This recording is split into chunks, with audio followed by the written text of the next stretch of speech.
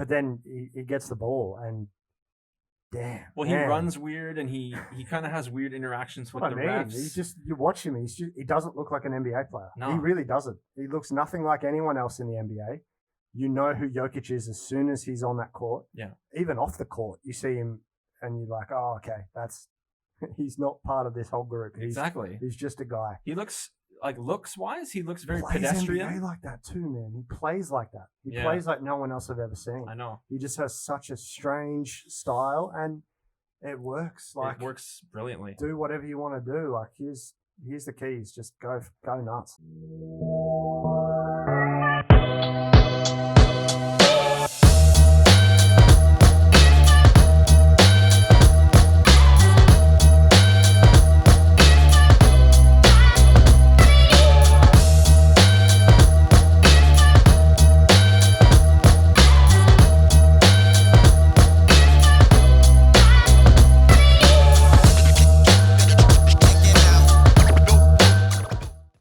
Team that really stands out to me this year in the West to challenge the Lakers is the Nuggets.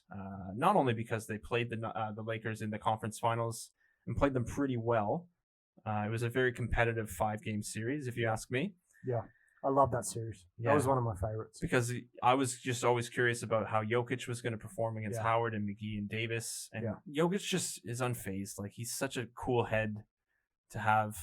He's just such an unassuming NBA player. Like you just look at him and you're like, nah. But then he gets the ball and damn. Well, he runs weird and he kind of has weird interactions with the refs. You watch him. He doesn't look like an NBA player. No. He really doesn't. He looks nothing like anyone else in the NBA.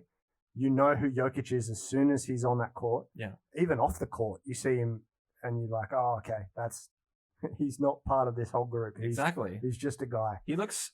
Like looks-wise, he looks very plays pedestrian. NBA like that too, man. He plays like that. He plays like no one else I've ever seen. I know. He just has such a strange style, and it works. Like it works brilliantly. Do whatever you want to do. Like here's the keys. Just go nuts. He's actually one of the only centers I can think of that, because a lot of teams like to have, like, you could have a guy like Embiid, who's a dominant big man, but at the end of the game, can you give him the ball? And can he just generate buckets for you? It's questionable. Right. Jokic, like, you could put him anywhere, he'll make a play because he has good passing skills. He can dribble the ball in the post. He's very stocky, so he's just going to back you down and get to his spots. We saw that over and over. He's unreal. Him and Doncic stand out as two of the most unique players I've ever seen. Yeah. But beyond Jokic, who is an obvious topic you want to cover, Murray had a phenomenal bubble, particularly in the Jazz series, where he had, I think, a couple 50-point games. He was going toe-to-toe with Donovan Mitchell, which is no small feat. A lot of people pegged Murray as he was inconsistent during the regular season, so to speak. He averaged 18 a game, I think, but a lot of times he left a lot to be desired, so to speak. Yeah. I think there's higher expectations out of him to score more or just be more consistent, and he really showed out in the bubble. And I can see him and Jokic being MVP candidates this season. Yep. If the Nuggets are top tier, which I expect them to be, top 3, top 4 for sure. I think a player to watch this year is Bol Bol.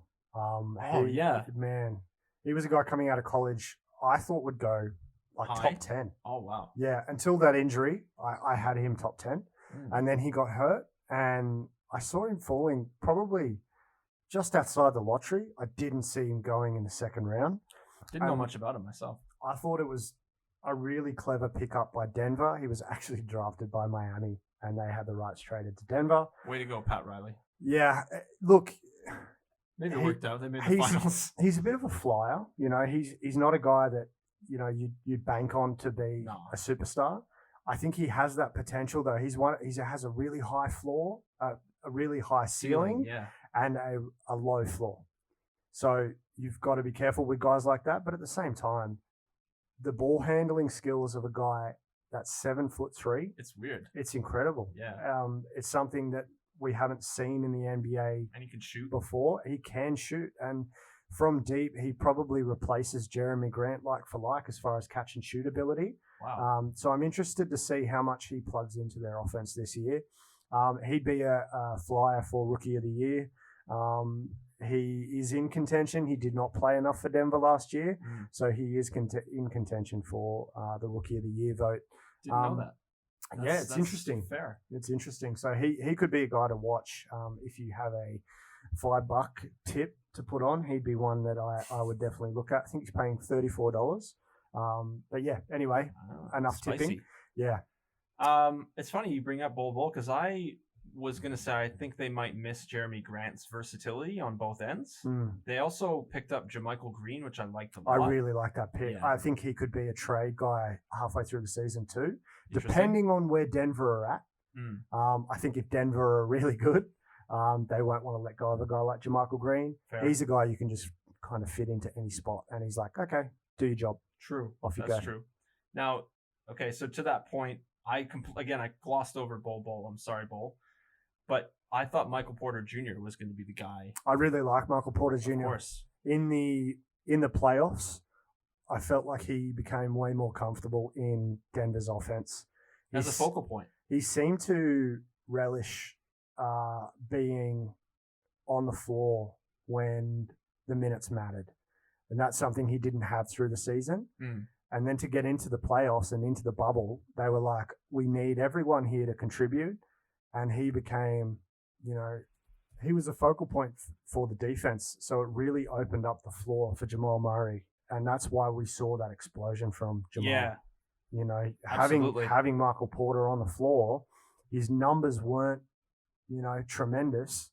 But as far as the effort that the defense had to pay to a guy like that, you got to respect him because he can shoot lights out on the catch and shoot. 6'10". Yeah.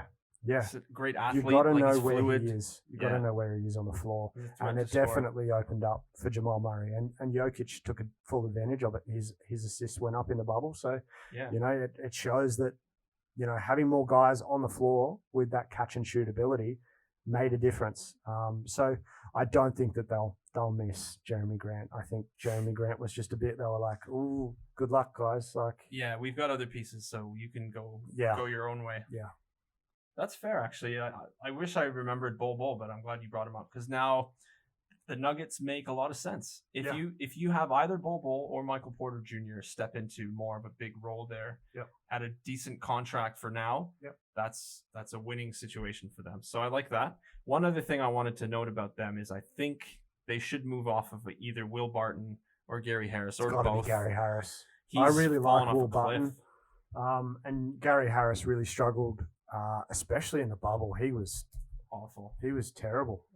And that's, Gary Harris was a good NBA player. Can we talk about him like he's retired? Yeah. He was good back in the day.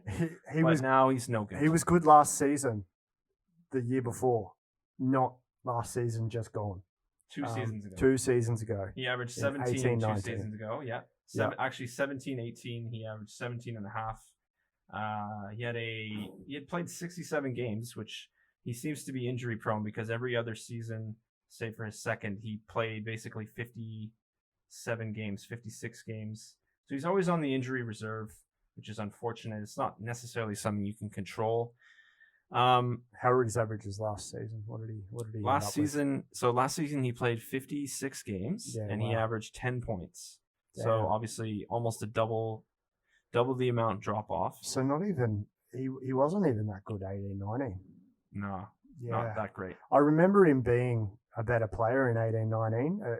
I think his defensive contributions were better. That's the thing. His defense still matters, but I think his offensive, the lack of punch that he provides compared to what he used to provide is really glaring, and that's why I think they move off of him.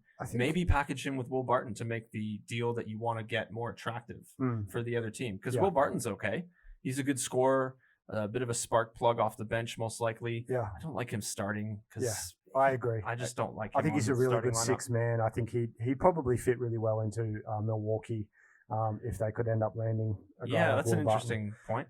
Being a six man there, having a spark plug off the bench, he's a guy that can come on and give you 20. Like there's not many guys in the league like that. So yeah, Will Barton's a good player, but yeah, Gary Harris, you've really got to think about moving on. I think so as well. But the thing is, his value has plummeted. Yeah. It's hard to, They bought in RJ Hampton. They bought in RJ Hampton too. So RJ Hampton, dude. he's a guy that could like be six man. Yeah. You know, he can Nuggets, play make off the bench. And this is something we talked about in episode 1. His averages in the NBL were not great. He struggled with his jump shot, but he was playing against men. And he was playing a role on Yeah. that team. He bought into like a system there. Yeah.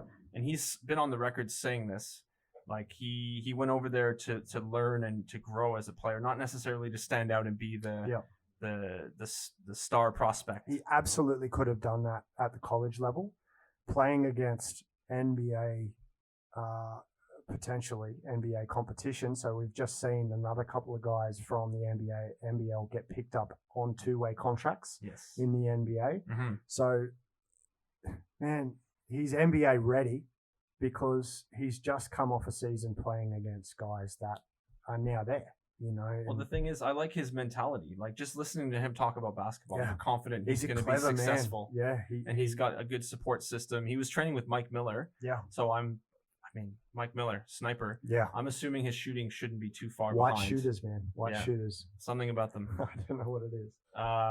The other thing with the Nuggets is there was a trade rumor for Bradley Beal, but I don't know if that's going to happen. I don't think it'll happen. I don't think that Denver's really the destination for a guy like that. They're very similar to the way Jamal Murray plays. A lot of ISO, a lot of dribble, and then, then putting up a shot. So I don't think that really works. But if they go that route, good on you, Denver. But it'd be interesting if that happened. But I don't think Washington.